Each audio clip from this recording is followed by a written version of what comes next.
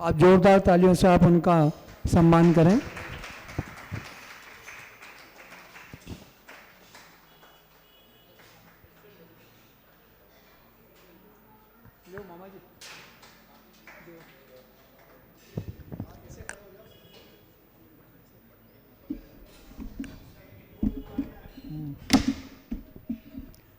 देखिए, आप टीकमगढ़ से गुरु दर्शन के लिए यहाँ पर आए हैं, आपको बहुत बहुत धन्यवाद। अब मैं, ठीक है, माता जी माता जी,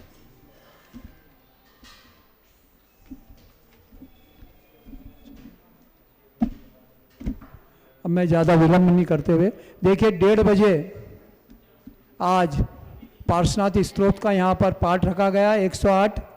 आप सबसे मेरा निवेदन है कि 1:30 बजे यहाँ पर अधिक से अधिक संख्या में उपस्थित होकर पाठ में सम्मिलित हुए।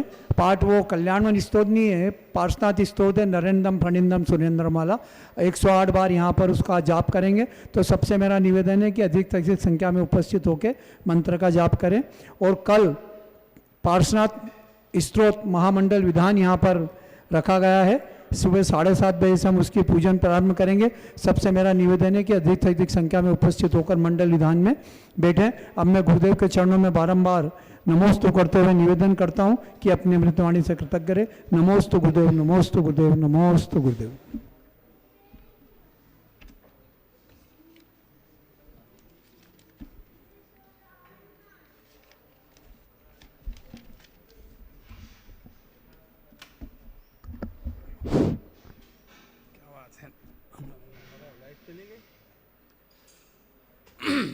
परमात्मा का नाम स्मरण करें, अपने दोनों हाथों को जोड़ते हैं, प्रभु को स्मरण करते हैं।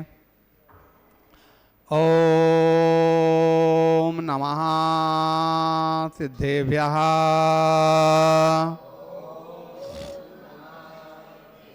ओम नमः सिद्धेभ्यः, ओम नमः सिद्धेभ्यः। पूजनीय इंद्र से अरहत सिद्ध क्षेत्र सिद्धि स्वामी, जिन शासन को उन्नत करते सोरे मुक्ति पथगामी। उपाध्याय हैं ज्ञान प्रदायक साधु रत्नात्रयधारी, परमेष्टि प्रतिदिन पापों के नाशक हों मंगलकारी, नाशक हों मंगलकारी, नाशक हों मंगलकारी। बोले अनंतानंत परम सिद्ध भगवान की, ऋषभादि 24 तीर्थंकर भगवान की, 1008 श्री आदिनाथ भगवान की, आचार्य गुरुदेव रागसा जी महाराज की, आचार्य श्री विशुद्ध सागर जी महाराज की, अहिंसामयी विश्व धर्म की।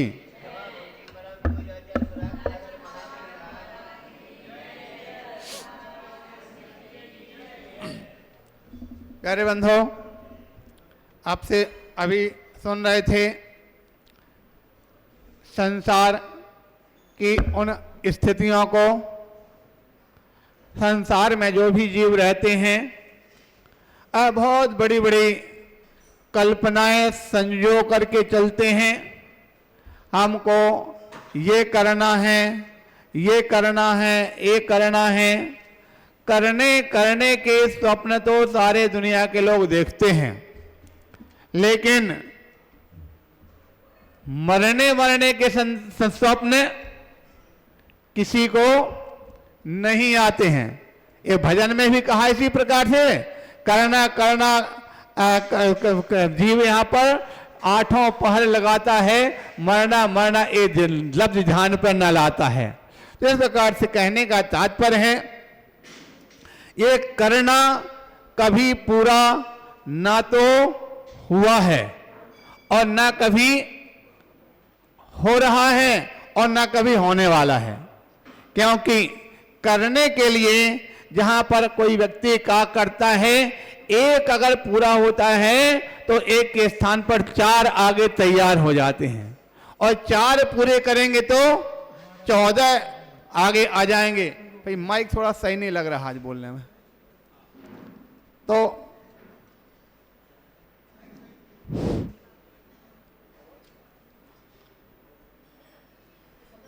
खोलो, थोड़ा आवाज खोल दिया तो इसी की। हाँ ये लगा दो।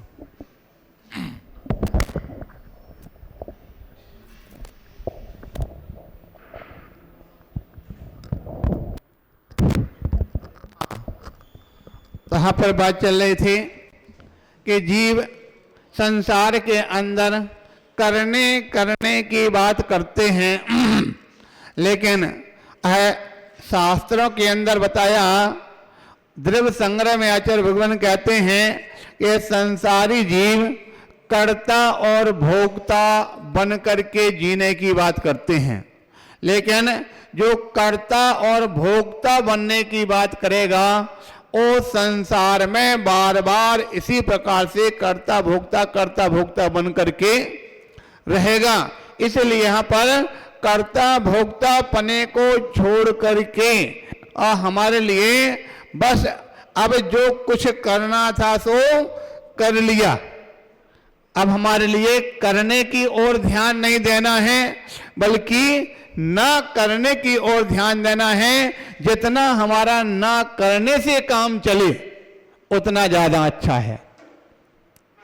ना करने में ज्यादा सुविधा है, लेकिन करने में ज्यादा अधिक समस्याएं उत्पन्न होती हैं। इसीलिए यहाँ पर अपना जो वर्णन चल रहा था, आचार्य भगवान कह रहे थे कि संसार के अंदर जो भी कार्य हैं उसमें 100 द्रव्य, 100 क्षेत्र, 100 काल और 100 भाव के आधार पर उनका संपादन होता है।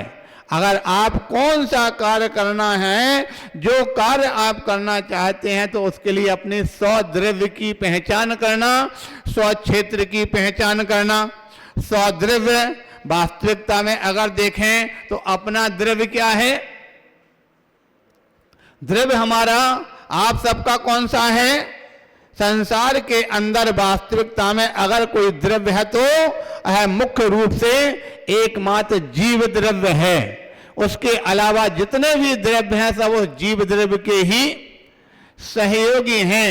इसलिए जीव द्रव्य को हमको अच्छी तरह से जानना है, समझना है, और जिसने जीव द्रव्य को पहचान लिया और उसके जीवन में आगे चल करके आने वाले अच्छे अच्छे कार्य ही संपादक होंगे। इसलिए जीव द्रव्य को पहचान करके यहाँ पर बात जो सबसे पहले आई है, क्या करना है? करना और उसके साथ द्रव्य क्षेत्र काल भाव को पहचानना। द्रव्य की बात सबको समझ में आ गई। क्षेत्र के संबंध में आता है कि क्षेत्र का भी अपने आप में बहुत बड़ा महत्व होता। एक और आप मंदिर में बैठे, एक यह भी क्षेत्र है, एक शमशान घाट है वह भी क्षेत्र है, एक आपका कोई खेत इत्यादि है वो भी क्षेत्र है, जंगल है वो भी क्षेत्र है। जहां पर आप पहुंचेंगे उन क्षेत्रों पर भी अपने आप में बहुत बड़ा परिवर्तन आता है। वही पहाड़ एक सामान्य पहाड़ है, वही पहाड़ एक सम्मिलित शिखर है, लेकिन दोनों पहाड़ों में कितना बड़ा अंतर है। सम्मिलित शिखर पर पहुंच करके आपके परिणाम कितने विशुद्ध होते हैं, और दूसरे अन्य स्थान पर जाते हैं तो वहां से भागने का मन करता है। सभी स्थानों पर क्षेत्रों का बहुत बड़ा महत्व हमारे गुरुदेव बोला करते थे। आपने शायद महाभारत की घटना सुनी होगी। महाभारत में जब युद्ध होना था तो युद्ध के लिए जो जगह है, फील्ड है, उस जगह की चयन करने की बात आई। इस जगह को कौन चयन करने जाएगा, कौन से स्थान पर युद्ध होना चाहिए, उसकी जिम्मेवारी विदुर को दी गई। विदुर को कहा जाओ आप एक कौरव पांडव के बीच में क्योंकि आप सभी जानते हैं और युद्ध किसके बीच में था? भाई भाइयों के बीच में युद्ध होने वाला था। तो ये कौन सा स्थान चयन करना चाहिए? जाते हैं, विदुर जाते हैं, बहुत सारे कर्मचारी जाते हैं, जगह जगह स्थान देख करके आते हैं, एक से एक बड़े लंबे चौड़े मैदान सब कुछ मिलते हैं, लेकिन वो देख करके घूम के आके वापस कैंसिल कर देते हैं। एक बार कैंसिल, अगले दिन फिर कैंसिल कर दिया, अगले दिन फिर कैंसिल कर देते हैं, बार बार कैंसिल कर देते थे। एक दिन घटना देखते क्या है, एक खेत था, खेत में एक महिला जो है पानी भिगो रही थी। पानी भिगोना जानते ना, वहां से कुआं से पानी आता है और खेतों में उसको पहुंचाते हैं और मिट्टी में बहता बहता हुआ जा रहा, पानी भिगो रही थी। तो पानी उसका जो बिरौनी पर चल रहा था, एक जगह से मिट्टी फूट गई और पानी बाहर व्यर्थ में बहने लगा। अब पानी बहने लगा, खेत में नहीं पहुंचा, और जाकर देखा क्या बात है, पानी बह रहा। जब पानी बिरोने के साथ साथ अपने गोदी में बच्चे भी लिए थी, साथ में उसका बच्चा भी था, और बार बार जैसे वो पानी बिरोने के लिए मिट्टी अलग कर नीचे बैठाती तो रोने लगता, नीचे झुकती तो बच्चा रोने के लिए बार बार रोने लगता। जिस प्रकार से बच्चा बार बार रो रहा था और मिट्टी उसके हट रही थी, तो उसने काफी देर में देखा पानी नहीं आ रहा, उसको गुस्सा आ गया, और गुस्से में आकर के बच्चा रो रहा था, उसने वो मिट्टी में वहीं पर बच्चे को दबा दिया, ऊपर से मिट्टी डाल दिया। आप तो सभी जानते हैं, अभी कल परसों में घटना पढ़ रहे थे, कहानी पढ़ रहे थे सब लोग, तो सुना था एक क्रोध की कहानी। एक बार कोई एक थानेदार था, और थानेदार कहीं से अपने जो उसकी सैलरी, महीने की सैलरी ला करके वो शायद 10,000 रुपए जाकर उसने अपनी पत्नी को दिए। पत्नी उस समय पे खाना बना रही थी, पहले के समय चूल्हे का काम चलता था, वहां उनका बच्चा बैठा हुआ था पास में। तो वो महिला जब तक कुछ अंदर कोई वस्तु लेने के लिए गई, इतने में जो उसके 10,000 रुपए रखे थे और बच्चे ने उठा करके आग में झोंक दिए। जब बच्चे ने आग में झोंक दिया, वो तालियां पीटने लगा, अग्नि तेज जली, नोट कागज के अग्नि तेज जली, तो बच्चा खुश होकर के हंसने लगा। अब इसने में जैसे वो लौट करके वो नोटों को जलता हुआ देखा, उसके लिए अब खूब तेज गुस्सा आई, तो नोट जला दिया और ऊपर से नाच रहा है, तालियां पीट रहा। उसको बहुत तेज गुस्सा आया, गुस्से में आकर के उसने बच्चे को भी उसी आग में पटक दिया। क्योंकि आप सभी जानते हैं क्रोध अंधा होता, पहले पटक भी दिया और बाद में फिर निकाल करके बचाना भी प्रेम किया। जब बचाने लगे तो आज खूब जोर जोर से बच्चा चीखने लगा, आस पड़ोस के लोग इकट्ठे हो गए, क्या हुआ क्या हुआ, और बच्चा जल गया, अस्पताल ले गया। जब तक यहां मालूम चला, हवलदार के लिए पता चला, थानेदार को पता चला क्या हुआ, तो बोले जो है पत्नी ने बच्चे को आग में झोंक दिया। वहां पे आते उसके हाथ में तो रिवाल्वर रहता ही है, लौट कर वहां से आया, आकर उसने आव देखा ना था, उस प्रकार से बोले क्या हुआ, बोले बच्चे ने नोटों की गड्डी उसमें अग्नि में डाल दिया। तो गुस्से में आकर पत्नी ने बच्चे को, उसको भी गुस्सा आया, उसने रिवाल्वर उठाया, पत्नी को गोली मार दी। बताओ, एक गुस्से से कहां पर बात पहुंच गई। नोट जले, पत्नी को गुस्सा आया, पत्नी ने बच्चे को पटक दिया, बच्चा जल गया, बच्चा खत्म हो गया, और आगे उसने पत्नी को रिवाल्वर मारा, पत्नी खत्म हो गई। अब पत्नी खत्म हो गई, वो जाकर के जेल पहुंच गया, उसको मर्डर केस में सजा। इस प्रकार से उसके अंदर गुस्से का यहां पर दुष्परिणाम दिखाया था। यहां पर भी वही बात चल रही थी कि गुस्से का दुष्परिणाम, बच्चे को गुस्सा आया, बच्चे को उसने मिट्टी में दबा दिया, वहां पर बिरोली में रख दिया, ऊपर से मिट्टी दबा दिया। विदुर ने उस दृश्य को देखा और दृश्य को देख करके तुरंत फाइनल कर दिया, बोले बस यही स्थान सबसे बढ़िया है, यहीं पर युद्ध किया जाएगा। इस स्थान पर ही युद्ध होगा। तो जो अन्य कर्मचारी थे वो अन्य कर्मचारी बड़े झुंझलाते हैं, यार बताओ इतने बढ़िया बढ़िया लंबे चौड़े प्लाट सीधे सीधे समतल एकदम मैदान से उन सबको छोड़ करके और यहाँ पर खेत में यहाँ पर आकर के और युद्ध के लिए मैदान चुन रहे हैं, ऐसा क्यों है? जब प्रकार से बात आई तो उस समय पर विदुर ने कहा कि ये भाई भाइयों के बीच का युद्ध है, भाई भाई के बीच में युद्ध में कहीं हो सकता, कहीं किसी प्रकार से आपस में एक दूसरे के प्रति रहम आ सकता है, लेकिन ऐसा स्थान होना चाहिए जहां पर मां की ममता भी मर जावे। समझ आ गया कि नहीं आ गया? ये स्थान ऐसा है यहां पर मां की ममता भी मर चुकी है, ऐसे स्थान पर युद्ध होगा तो देखा जाएगा वास्तविकता में युद्ध रूप होना आ जाएगा। शायद आपको समझ में आ गया होगा क्षेत्र का कितना बड़ा महत्व होता। और भी ऐसे एक नहीं अनेक अनेक क्षेत्रों के उदाहरण शास्त्रों में भरे पड़े हैं, क्षेत्रों का कितना बड़ा महत्व होता है आपने उसके बारे में भी सुना होगा। अभी 2-3 दिन पहले कोई व्यक्ति बात कर रहे थे, वो कौन थे? अंधे माता पिता श्रवण कुमार।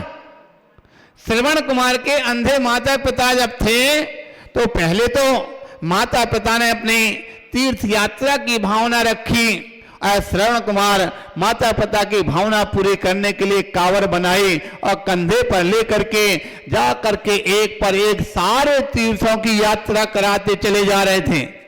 मालूम चला एक कहीं कौन से स्थान पर बता रहे थे, तो वहां पर नर्मदा घाट पर बरमान घाट में, वहां पर बोले वहां पर पहुंचते हैं, जैसे वहां पर पहुंचते हैं तो उस दृश्य को देख करके वहां पर जाने क्यों अचानक और कोई ऐसा स्थान तो वहां पर पेड़ के नीचे रुकते हैं और रुकने के पश्चात श्रवण कुमार के परिणाम खराब हो गए और माता पिता के लिए चीखने चिल्लाने लगे, हम तुम्हारे नौकर लगे क्या? पूरी जिंदगी हो गया हम अपने इसलिए हमने अपना जीवन प्राप्त किया क्या? अब यहाँ पर जो पढ़े छोड़ के पड़े रहो, हम तो यहाँ से जा रहे, हमारे बस का नहीं है, अब कब तक इस प्रकार से तुम्हारे लिए ढोते फिरेंगे? ऐसे उल्टा सीधा बोलना प्रारंभ कर दिया।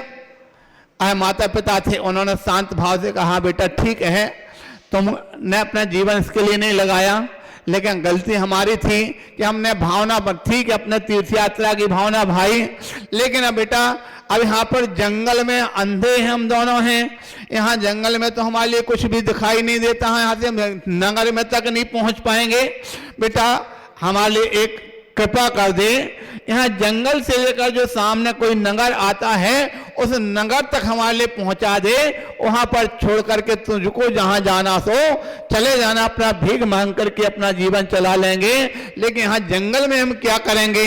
जिस प्रकार से हाँ उस प्रकार से बोला, हाँ जंगल में पड़े हैं, प्रकार से पड़े हैं, ला ठीक है, नहीं मानता तो करते हैं, और उठा करके उन्होंने लेकर के और जैसे आधा 1 किलोमीटर बड़े होंगे कि उसके परिणाम बदलने लगे और 2 किलोमीटर चलने पे तो इतने परिणाम बदले, श्रवण कुमार के इतने परिणाम बदले कि वहां पर जाकर कोई कावड़ को नीचे उतार करके और पैर पकड़ के माता पिता के रोना प्रारंभ कर दिया, आंखों से आंसू की धारा प्रारंभ हो गई।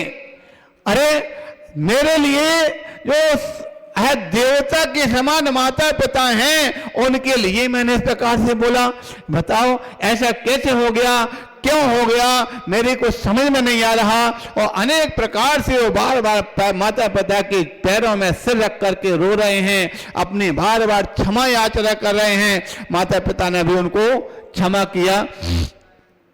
उसके बाद मालूम चला कि जहां पर वहां परिणाम हुए थे वहां पर शमशान घाट था।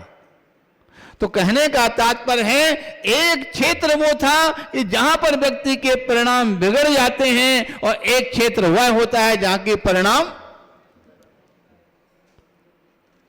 सुधर जाते हैं। क्षेत्रों का महत्व अपने आप में बहुत बड़ा होता है। क्षेत्र के महत्व के बारे में एक सत्य घटना हमारे पास में, आपने इस क्षेत्र का नाम सुना होगा,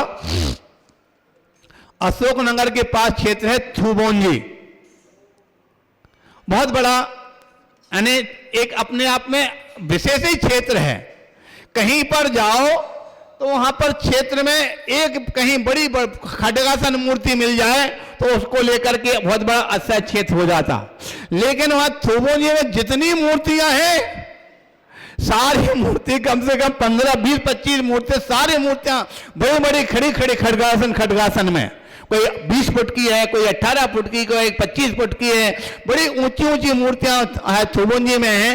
हम लोग वहां जब दर्शन करने के लिए गए, वहां पर रुके थे तो कुछ यात्री आपके जैसे आए और आकर के वहां पर दर्शन किया। दर्शन करने के पश्चात तो आकर के बोलते हैं, बोले महाराज हमारे समझ में नहीं आता है कि जब हम कहीं किसी नगर में जाते हैं तो वहां नगरों में हमारे परिणाम उतने विशुद्ध नहीं होते हैं, उतने निर्मल नहीं होते हैं जितने तीर्थ क्षेत्रों में होते हैं। ऐसा क्यों? प्रश्न बढ़िया है कि नहीं? कैसा ऐसा क्यों होता है कि तीर्थ क्षेत्रों में परिणाम विशुद्ध क्यों होते हैं?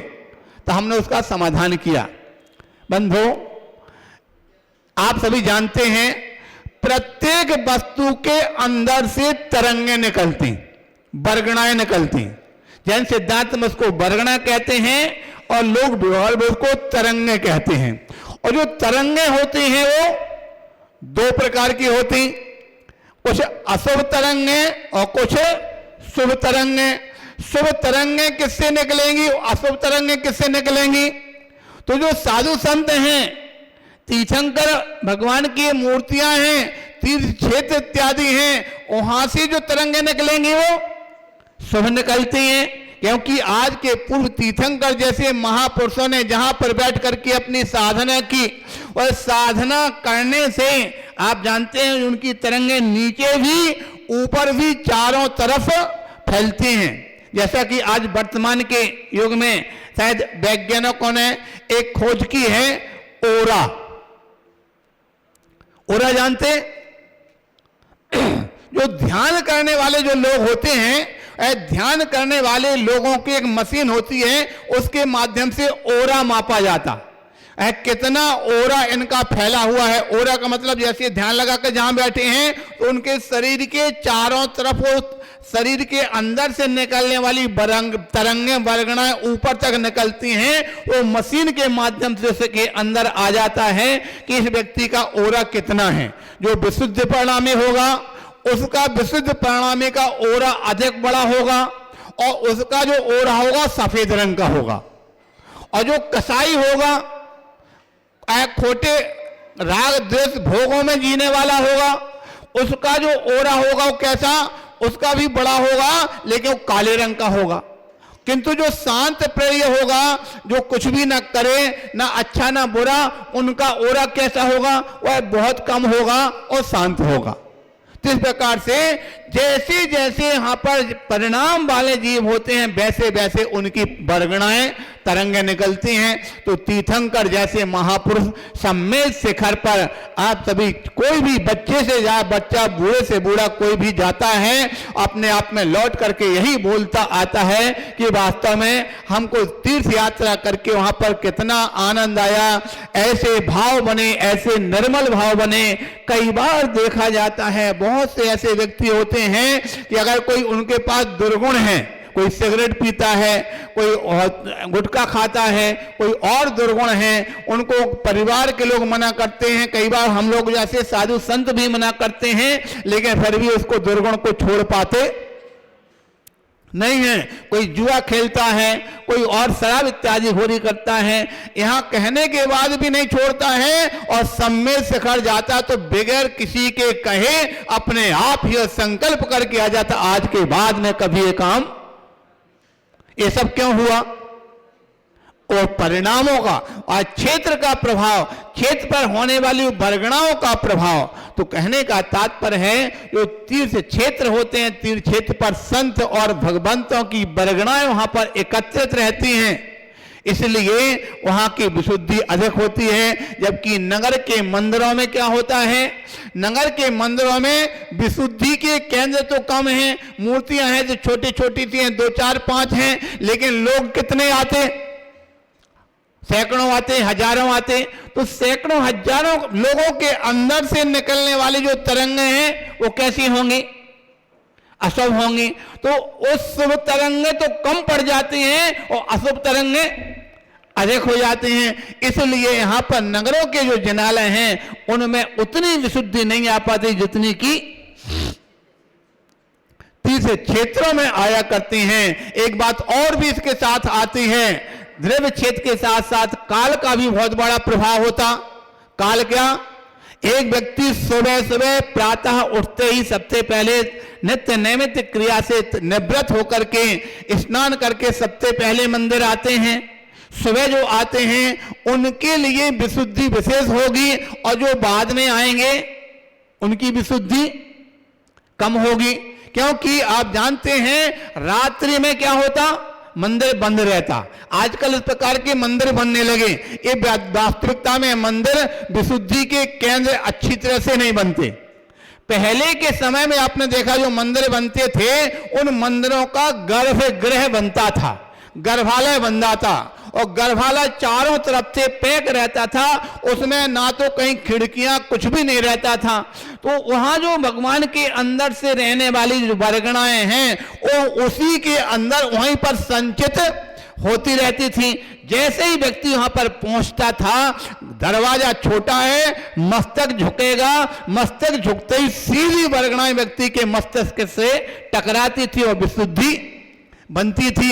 लेकिन आजकल गर्भालय नहीं होता है, मूर्तियां वैसे ही कम हैं और मूर्तियों से जो जितनी वर्गणाएं निकलना है सब इधर उधर फैल जाती हैं। लोग आते हैं तो वर्गणाओं का उसका उतना प्रभाव नहीं मिलता है। इसलिए कहा गया कि प्रातः उठ करके जो वर्गणाएं एकत्रित रहती हैं उनका विशेष प्रभाव रहता है। लेकिन जैसे जैसे समय निकलता जाता है, दोपहर का समय होता है, दोपहर के समय में जो वर्गणाएं हैं वो वर्गणाएं बिखर जाती हैं, उनका उतना प्रभाव प्राप्त हो पाता नहीं है। इसलिए यहां पर जो कथन किया गया कि हमेशा जीव के लिए, हमेशा लोगों के लिए जो वर्गणाएं हैं वह द्रव्य क्षेत्र और काल के आधार पर हमारे जीवन में उनका प्रभाव पड़ता है। तो आपने समझ लिया, योग्य द्रव्य होना चाहिए। योग्य द्रव्य में दो प्रकार की स्थिति, एक तो भव्यत्व होना चाहिए और दूसरी ओर भव्यत्व के बाद फिर श्रद्धालु होना चाहिए।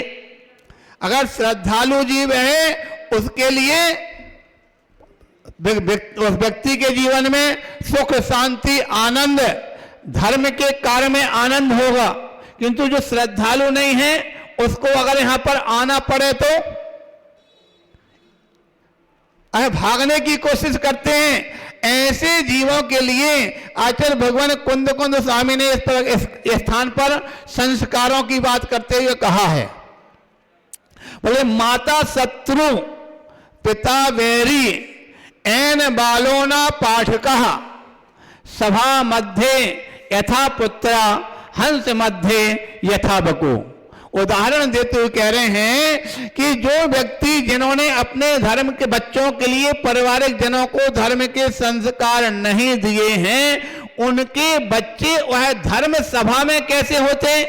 तो उदाहरण दिया गया, जिस प्रकार से हंसों की सभा में बगुला अगर पहुंच जाता है तो जो उसकी स्थिति होती है, हंसों के बीच में बगला की जो स्थिति होती है, उसी प्रकार से धर्मात्माओं के बीच में अधर्मी पहुंच जाता है और बगले के जैसे उस प्रकार से उस जीव की स्थिति हुआ करती है। इसलिए यहाँ पर ये बहुत सुंदर बात यहाँ पर भगवंत ने कही कि यहाँ पर परिणामों की विशुद्धि अगर होगी तो योग्य द्रव्य होने पर, योग्य क्षेत्र होने पर, योग्य काल होने पर ही योग्य भावों की प्राप्ति हुआ करती है। इसलिए हमको अपने जीवन में योग्य द्रव्य की चयन करना है, योग्य क्षेत्र का चयन करना है, योग्य काल का चयन करके हम भगवान की भक्ति आराधना की ओर बढ़ेंगे तो निश्चित रूप से हमारे परिणामों में विशुद्धि आएगी। और विशुद्धि ही व्यक्ति के जीवन में पुण्य का सबसे बड़ा हेतु है। तत्व सूत्र में कहा, स्वभाव पुण्य से अशुभा पाप से, शुभ परिणामों से, शुभ क्रिया से पुण्य की प्राप्ति होती है और अशुभ परिणामों से, अशुभ क्रिया से पाप की प्रवृत्ति होती है। इसलिए अपने परिणामों को आंकना, अपने प्रक्रियाओं को, क्रियाओं को आंकना आपके स्वयं के हाथ में है। आचार्य भगवान तो यहाँ पर आपको विधि बता सकते हैं, बाकी आपकी स्वयं की पहचान करके और ग्रहण आपको करना, कैसे ग्रहण करना, क्या ग्रहण करना, इस बात पर विचार करना अपना समय होगा। आगे की चर्चा बाद में करते हैं। बोले 1008 श्री आदिनाथ भगवान की।